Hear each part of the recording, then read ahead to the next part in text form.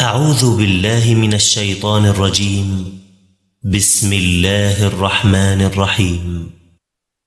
يسبح لله ما في السماوات وما في الأرض الملك القدوس العزيز الحكيم.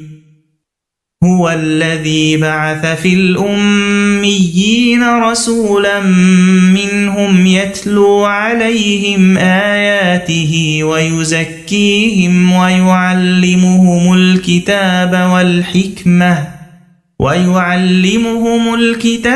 والحكمة وإن كانوا من قبل لفي ضلال مبين.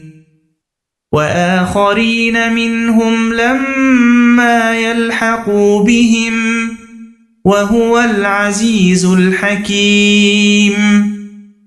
ذلك فضل الله يؤتيه من يشاء والله ذو الفضل العظيم.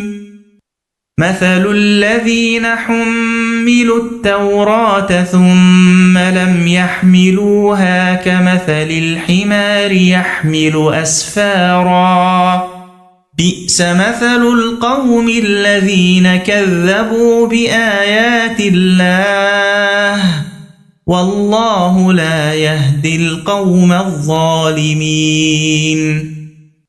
قل يا أيها الذين هادوا إن زعمتم أنكم أولياء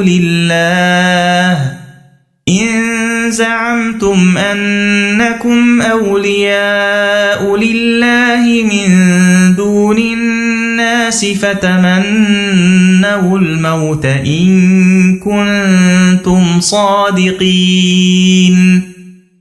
ولا يتمنونه أبدا بما قدمت أيديهم والله عليم بالظالمين.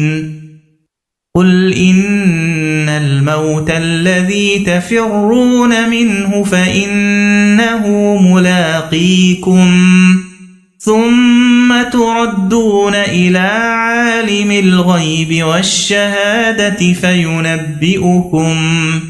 فينبئكم بما كنتم تعملون.